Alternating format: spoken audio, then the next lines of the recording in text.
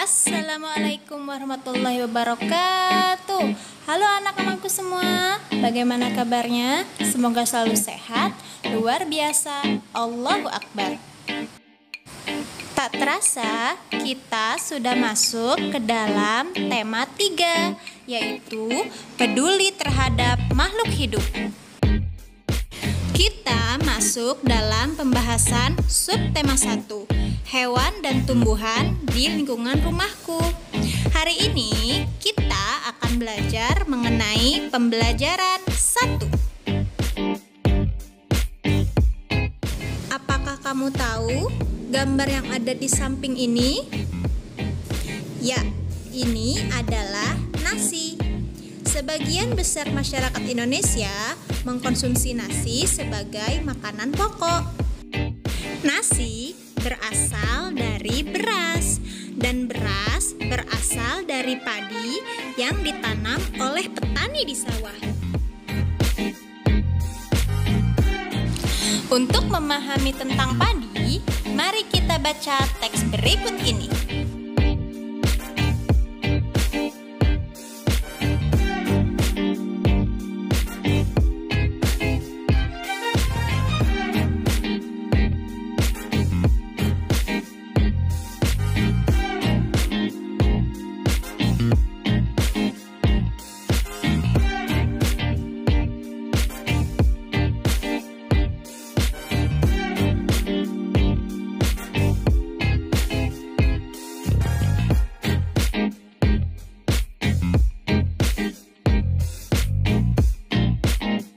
Selain bacaan dari teks tadi, berikut ada beberapa informasi mengenai padi.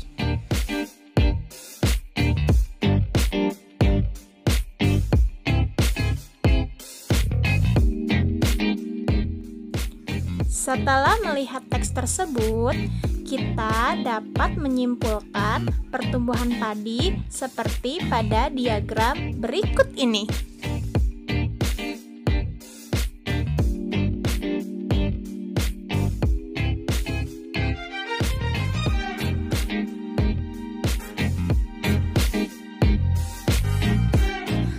Hampir seluruh masyarakat Indonesia mengkonsumsi tanaman padi.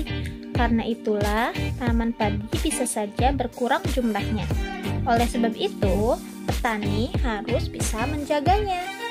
Berikut ini adalah beberapa cara untuk mempertahankan padi agar tetap dapat dinikmati oleh masyarakat Indonesia.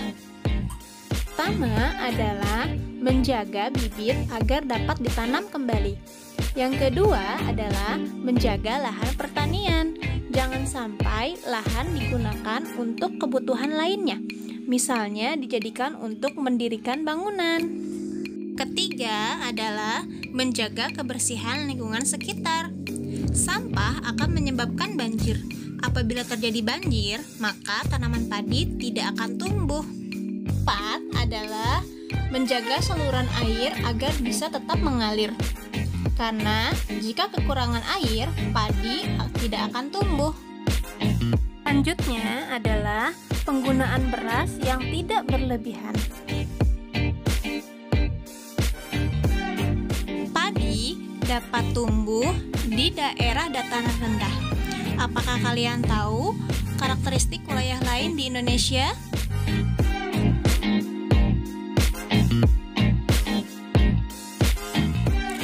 Pantai adalah daerah yang berbatasan langsung dengan laut.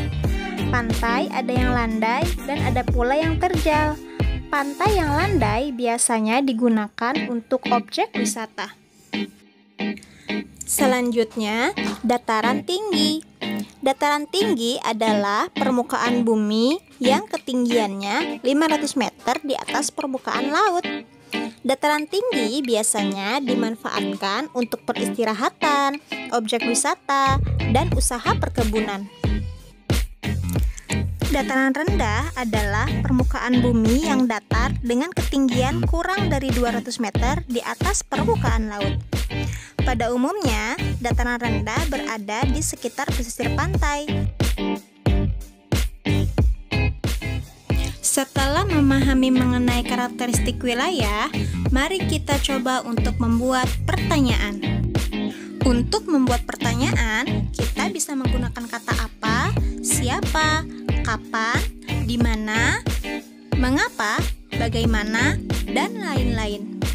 Seperti misalkan contoh, apa sumber daya alam yang terdapat di daerah pantai?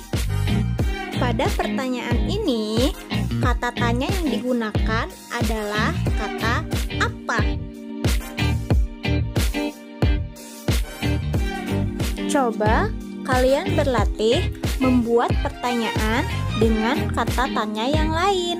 Misalkan siapa, mengapa, bagaimana, dan lain-lain yang berkaitan dengan karakteristik wilayah. Demikian materi untuk hari ini. Jika ada pertanyaan, silakan langsung ditanyakan ke Ibu. Terima kasih. Wassalamualaikum warahmatullahi wabarakatuh.